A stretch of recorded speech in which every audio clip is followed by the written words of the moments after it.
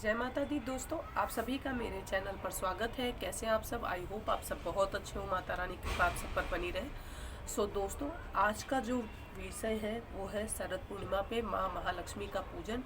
जी हाँ, शरद पूर्णिमा पे हमें माँ महालक्ष्मी का पूजन कैसे करना है, वह क्या उपाय है, और माँ लक्ष्मी की कौन कौन सी चीज़ें हैं, वो कौन कौन सी वस्तुएं हैं जो हमें अपने घर में अवश्य रखनी चाहिए। बहुत सारे लोग कहते हैं ना कि पूजा दिवाली की रात्रि में की जाती है। जी नहीं, इसकी शुरुआत कल से ही हो जाएगी। पूरा कार्तिक का महीना जो है वो अपने आप में पवित्र है। आप 12 महीना ठीक से पूजा नहीं कर पाते, कोई बात नहीं, लेकिन पूरे कार्तिक अगर किसी ने पूजा कर दी तो वो व्यक्ति ये कह ही नहीं सकता कि उसे किसी चीज़ की कमी है। जी हाँ, कार्तिक पूजन इतना विशेष है, और खासकर माँ महालक्ष्मी और नारायण के लिए जो दुनिया का पालन करते हैं। तो चलिए, वीडियो को स्किप मत करिएगा। और हाँ, कुछ हमारे सब्सक्राइबर्स हैं, हमारी फैमिली के हैं, जो कहते हैं दीदी थोड़ा वीडियो शॉर्ट्स करने की कोशिश करिए, जितना शॉर्ट रहता है लोग उतना ज़्यादा देखते हैं।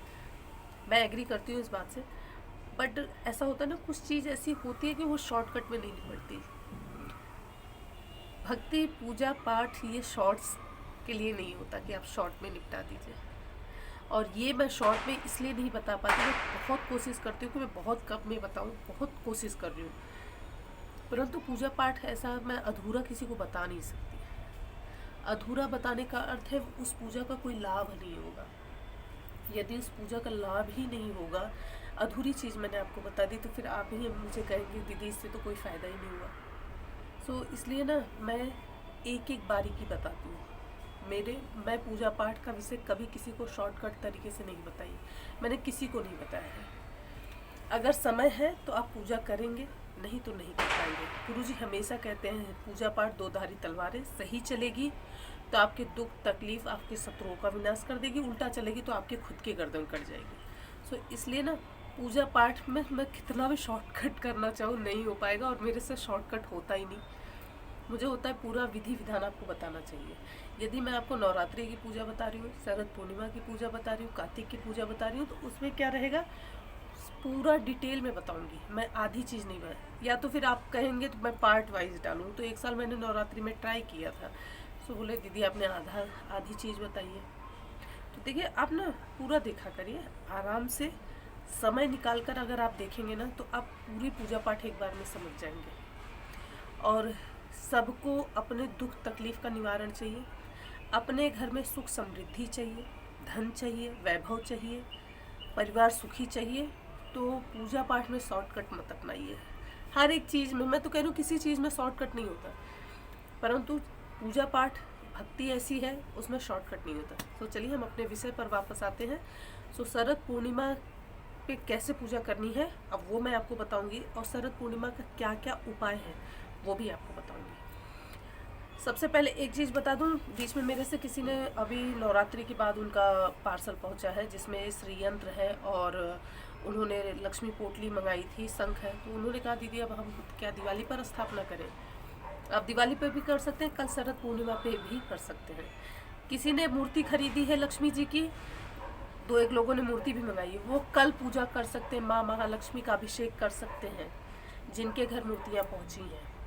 ठीक है, तो दक्षिणावर्ती संघ, श्रीयंत्र और लक्ष्मी जी की मूर्ति जिन्होंने मंगाई है उनके पास पहुंच गई है, तो वो कल स्थापना कर सकते हैं। कल महालक्ष्मी का विधिवत पूजन करिए, विधिवत पूजन करिए। दिवाली की ही रात नहीं, कार्तिक का महीना ही अपने आप में इतना पवित्र है कि आप पूरे महीने इसमें अभिषेक पूजा पाठ कर सकते हैं। तो कहते हैं समुद्र मंथन के समय माँ महालक्ष्मी प्रकट हुई थी, तो कल एक ढंग से कल माँ महालक्ष्मी पृथ्वी पर अवतरण हुआ था उनका। सो इसलिए माँ महालक्ष्मी की विधिवत पूजा पाठ आपको अवश्य करनी चाहिए। दूसरी चीज़, कल एक पूजा पाठ का विषय इसलिए भी बहुत महत्वपूर्ण है, इसमें व्रत रखा जाएगा, शाम के समय माँ महालक्ष्मी का पूजन किया जाएगा, उन्हें खीर का भोग लगेगा, मखाना चढ़ेगा। माँ महालक्ष्मी को जो जो चीज़ें प्रिय हैं उन सब का भोग लगेगा कल उन्हें, जैसे मखाने का, खीर का।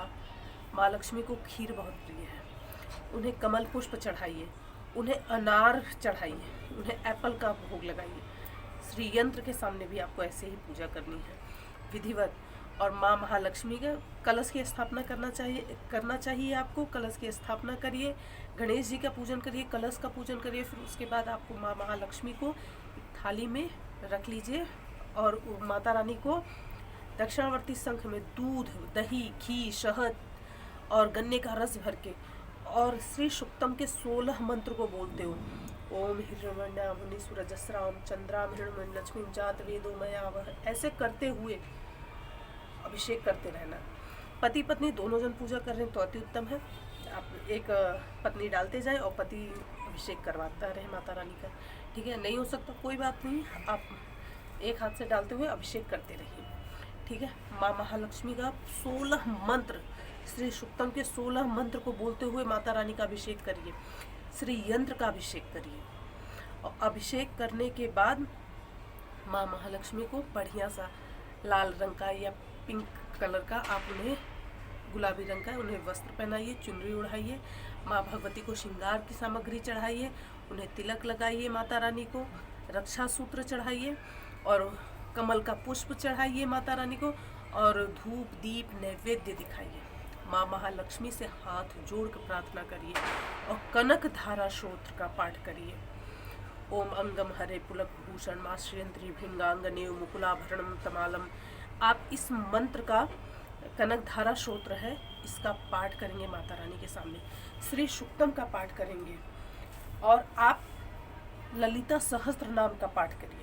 यदि आप ये सब कर देते हैं ना, कल माँ महालक्ष्मी की विधिवत पूजा करके, मैं आपको गारंटी दे रही हूँ कि आपके घर से दुख तकलीफ जो भी है सब चले जाएंगे। कैसी भी आर्थिक समस्या हो उसका समाधान हो जाएगा। आप कल माँ लक्ष्मी का विधिवत पूजन करिए, उनके साथ में श्री हरि विष्णु की पूजा करिए। किसी ने मेरे से पूछा था कि वो कथा करवा सकते हैं अपने घर में, क्यों नहीं करवा सकते? ज़रूर करवा सकते हैं। माँ महालक्ष्मी, देखिए पत्नी को क्यों नहीं पसंद आएगा कि उसके पति की कहीं तारीफ हो, उसके पति की पूजा पाठ हो या उसके पति के लिए कहा जाए। और माँ महालक्ष्मी, देखिए मैं तो कहती हूँ हमेशा माता और पिता दोनों हमारे लिए पूजनीय है, तो हमें दोनों जन की पूजा करनी चाहिए, ठीक है। विधिवत पूजा पाठ करिए। माँ लक्ष्मी को सफ़ेद मिठाई का भोग लगाइए। कल के दिन खीर बनाइए, माँ लक्ष्मी को भोग लगा के वो प्रसाद आपस में ले लीजिए और थोड़ा सा खीर अच्छे से छलनी से ढककर चांद के उजाले में रख के अगले दिन उसे खाना है।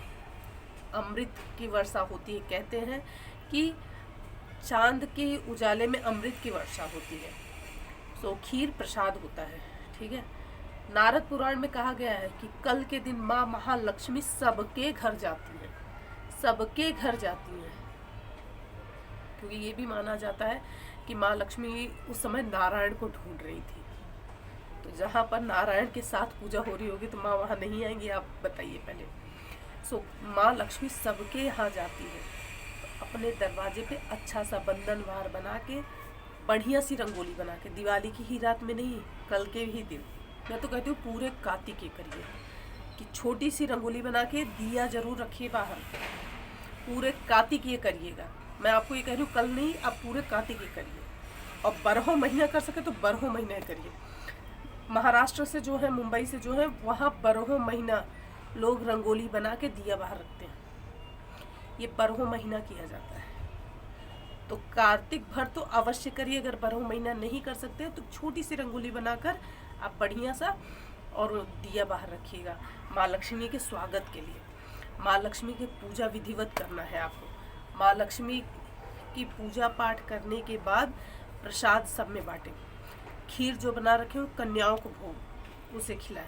जैसे हम कन्या पूजन करते हैं ना, ऐसे कन्याओं को पूजन करके उन्हें खीर खिलाइए। आपका कैसा भी दुर्भाग्य होगा वो सौभाग्य में बदल जाएगा। कैसे भी आपके दुख तकलीफ होंगे वो कटेंगे। आर्थिक संकट किसी भी प्रकार का है वो ख़त्म हो जाएगा। इस विधि से आप पूजा करिए। दूसरी चीज़, आपको पता है कि पोटली के लिए बहुत जन कहते रहते हैं मुझे कि पोटली में ऐसा क्या विशेष है दीदी। पोटली में तो वो सारी चीज़ें हैं जो समुद्र मंथन से ही मिली थी। कुछ दानवों के पास गई, कुछ देवों के पास गई, कुछ मनुष्यों को भी मिली थी। ऐसा नहीं था कि सिर्फ 2 ही जन में हिस्सा बटा था, नहीं। आपको पता है कमलगट्टा जो है, गुंजा जो होती है काली सफ़ेद लाल, और दालचीनी स्टिक है, वो आसान चीज़ नहीं है। इलायची हो गया, लौंग हो गया, ये बहुत सारी ऐसी ऐसी चीज़ें हैं ना, ऐसी ऐसी चीज़ें हैं, दुर्लभ चीज़ें हैं। कौड़ी हो गया, गोमती चक्र हो गया, और छोटी छोटी सीप हो गई, और मोती शंख हो गया। ये सारी चीज़ें जो हैं, दक्षिणावर्ती शंख हो गया, ये सब हमें मिली थी। ये महालक्ष्मी का स्वरूप है। इनकी पूजा विधिवत होती है।